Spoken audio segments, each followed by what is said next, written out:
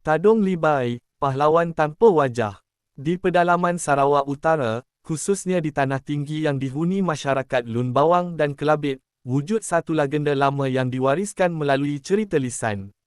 Legenda ini tidak tercatat dalam sejarah bertulis, namun kekal hidup dalam adat dan ingatan masyarakat setempat. Kisah ini dikenali sebagai Tadong Libai, pahlawan yang digelar pahlawan tanpa wajah. Nama Tadong Libai dipercayai bukan nama sebenar, tetapi gelaran. Istilah Libai merujuk kepada sesuatu yang ditutup dan tidak wajar dipertontonkan.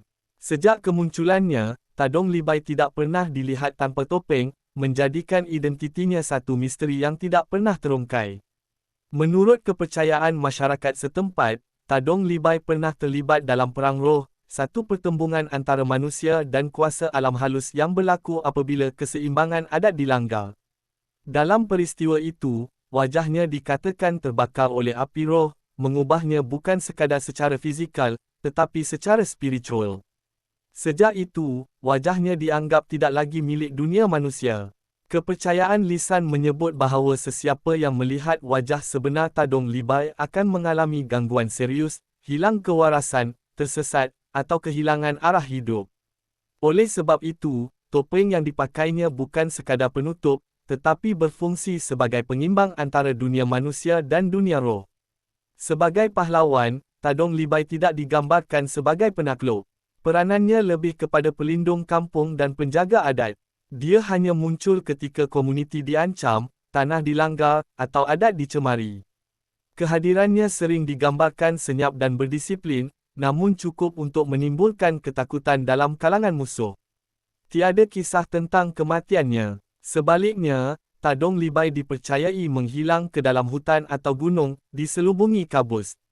Dalam kepercayaan masyarakat Lun Bawang dan Kelabit, kehilangan itu menandakan peralihannya menjadi penjaga spiritual, bukan pengakhiran hidup.